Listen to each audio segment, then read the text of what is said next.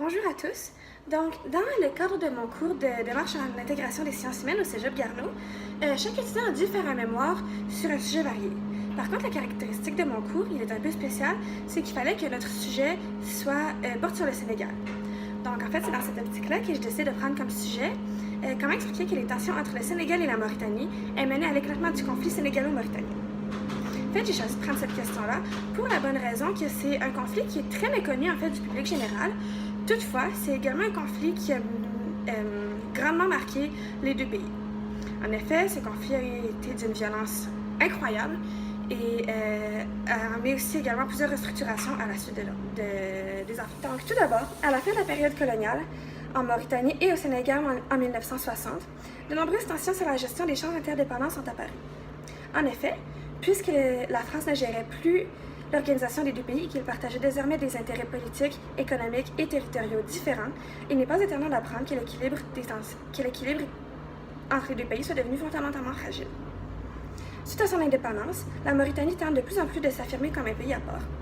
Elle fait cela en exploitant les minerais, en se recentrant vers le nord, en arabisant l'éducation, en créant sa propre monnaie, ainsi qu'en tentant de renforcer ses liens avec le Maghreb. La création de liens entre la Mauritanie et le Maghreb occasionna toutefois d'ailleurs des tensions entre la Mauritanie et le Sénégal, qui par ailleurs connaissaient déjà plusieurs différends vis-à-vis de l'exploitation des ressources aux frontières. Ces confrontations mèneront éventuellement à l'éclatement du conflit sénégalo-mauritanien de 1989. Il est donc intéressant de se demander comment les tensions entre le Sénégal et la Mauritanie ont-elles pu mener à l'éclatement d'un tel conflit en 1989. Dans le but de répondre à cette question, nous allons explorer la situation économique et politique des deux pays. Tout d'abord, l'analyse des différentes politiques et objectifs permet de jeter les premières bases sur les tensions entre les deux voisins. D'autre part, les différents contextes économiques ont également leur lot à jouer dans le conflit.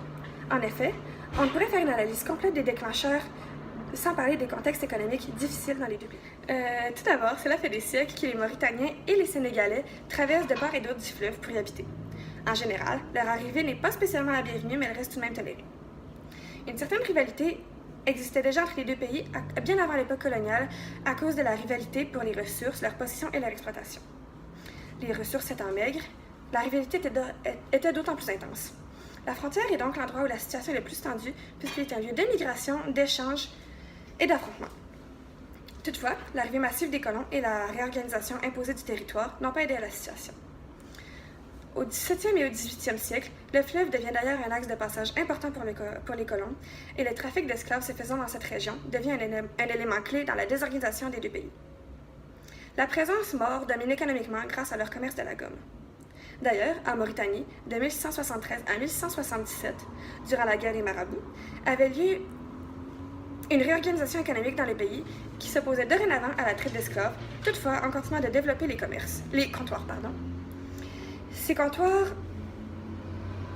ont d'ailleurs contribué à la tension des relations avec leurs voisins au sud. D'autre part, l'emprise coloniale de la France est beaucoup plus forte au Sénégal qu'en Mauritanie. En effet, la France voit peu d'intérêt dans le désert et l'exploitation des très maigres ressources qui sont présentes. Le Sénégal aura donc un long travail à faire dans le but de réaffirmer son identité qui aura longtemps été réprimée par les Français. Par ailleurs, à l'obtention de l'indépendance, la Mauritanie s'éloigne beaucoup de son voisin sudiste. Elle fait ceci en recentrant sa capitale, Nouakchott, plus au nord, en développant l'exploitation minière, en créant une nouvelle monnaie, en arabisant l'enseignement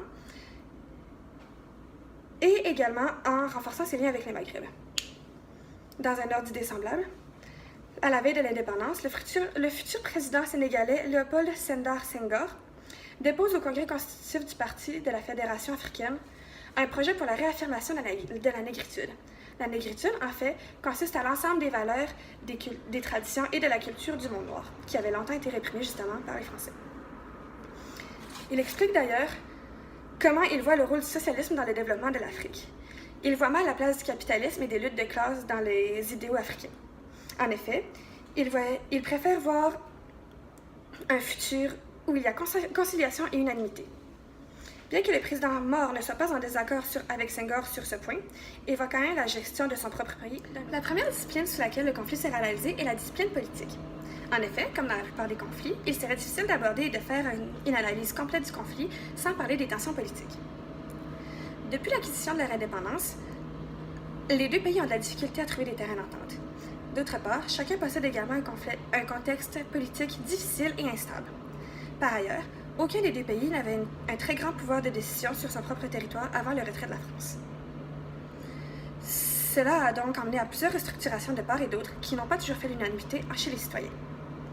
Étant donné que le Sénégal et la Mauritanie ont des contextes, bien qu'ils soient difficiles, très différents, les deux contextes des pays seront abordés de manière séparée. Tout d'abord, la Mauritanie cherche ouvertement à se distancer du Sénégal et de la France et souhaite d'ailleurs devenir un pays arabe, en plus de presser les Sénégalais et les éleveurs peuls. Le Sénégal, pour sa part, tenderait à affirmer son identité négro-africaine suite à l'époque coloniale et vit dans un contexte instable à cause de la Casamance qui souhaite son indépendance. D'autre part, les Sénégalais tentent de combattre l'apartheid et l'oppression de laquelle ils sont victimes à cause des Blancs. Suite au retrait de la France en 1960, l'arabisation de la Mauritanie débute. Des réformes scolaires ont d'ailleurs lieu en 1967 et 1973 dans le but de réduire la présence du français dans l'éducation et augmenter celle de la langue hassaniya. L'arrivée au pouvoir du colonel Maouya Ould Sid Ahmed en 1984 accélère d'ailleurs le processus d'arabisation. Ce changement fondamental dans la culture et les mœurs du pays mène à une alliance solide avec l'Irak qui offre maintenant son soutien militaire à la Mauritanie et qui lui envoie également des cargaisons d'armement. Dans son processus d'arabisation, le pays instaure également une prohibition d'alcool, ce qui a pour effet d'amener une forte migration de morts jusqu'au Sénégal. D'autre part, la Mauritanie tente de renforcer ses liens avec le Maghreb, qui opte toutefois pour une position neutre. Les mesures pour changer la culture du pays ne font guère plaisir à leurs voisins du Sud au Sénégal, avec lesquels les liens politiques s'affaiblissent considérablement. Parallèlement à cela, le conflit avec le Polisario, un mouvement armé contre l'occupation espagnole dans le Sahara, met en lumière l'instabilité politique de la Mauritanie. Le régime civil sera alors remplacé par un régime militaire dans lequel la majorité du pouvoir est détenue par un autre ordre d'idée. À cause de la grande sécheresse s'accumulant sur la Mauritanie, les éleveurs se voient contraints d'envoyer leurs troupeaux paître de l'autre côté du fleuve Sénégal. Cela a donc pour effet de briser les lois sur l'hospitalité traditionnelle et le passage. Les Sénégalais ont répondu à cette transgression de loi de manière très violente. En effet, ceux-ci sont allés piller et battre des commerçants morts dans leur propre commerce alors qu'ils s'étaient établis au Sénégal.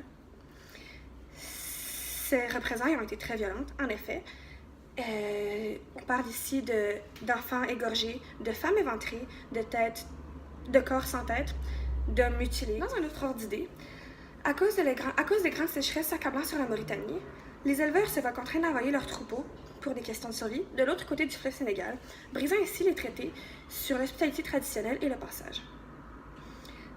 Les Sénégalais sont furieux et ont répondu à cette transgression des lois de manière très violente. En effet, ils sont allés piller et battre des commerçants morts s'étant établis au Sénégal auparavant. Dans certains cas, on parle de femmes éventrées, d'enfants battus et égorgés, de corps décapités et d'hommes mutilés. Comme mentionné plus tôt, l'économie sera la seconde discipline abordée pour faire l'analyse des tensions qui ont mené à l'éclatement du conflit de 1989. La fragilité des situations économiques des deux pays a joué pour beaucoup dans leurs problèmes de relations.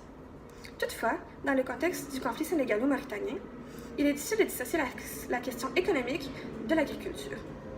Effectivement, les grandes périodes de sécheresse s'abattant sur les deux pays ont rendu l'agriculture, un secteur économique très important et majoritairement de subsistance, très difficile, et ont donc mené à des vagues d'immigration importantes de part et d'autre du fleuve. Dans un autre ordre d'idée, même après la décolonisation, la Mauritanie est restée très dépendante des installations de Dakar. Elle a donc cherché à faire certains changements dans le but de devenir plus autonome. Étant donné que la situation frôlait la catastrophe, cette entreprise était risquée et a laissé le Sénégal très en perte. Lorsqu'on analyse l'économie aux frontières, la situation économique au Sénégal et en Mauritanie sont critiques entre 1970 et 1999. Pendant des siècles, les habitants n'ont pas eu beaucoup de pouvoir économique et la décolonisation a donc rendu une restructuration économique nécessaire des deux côtés du fleuve. Parallèlement, le conflit avec le Polisario nuit grandement à l'économie de Mauritanie entre 1976 et 1978.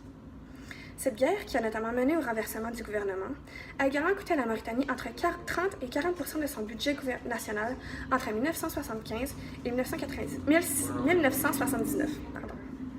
Les périodes de sécheresse affectent d'ailleurs grandement le secteur agricole qui mène à un exode rural et qui a fait doubler de 4 fois la population de Nouakchott entre 1970 et 1990. Pour les agriculteurs restants, La situation difficile les force à envoyer leurs troupeaux paître de l'autre côté du fleuve Sénégal, brisant ainsi les accords passés auparavant, comme je l'ai mentionné plus tôt. Les sécheresses ont ainsi fait passer le secteur agricole, qui représentait 80% de la main-d'œuvre, à seulement 20%. Cela a eu pour effet de faire augmenter le taux de chômage en flèche, surtout si on considère que la majorité des gens qui ont changé de domaine ne possédaient que des connaissances en matière d'agriculture. D'autre part, après l'obtention de l'indépendance, la Mauritanie est demeurée très dépendante des installations commerciales à Dakar, et ce jusqu'en 1986.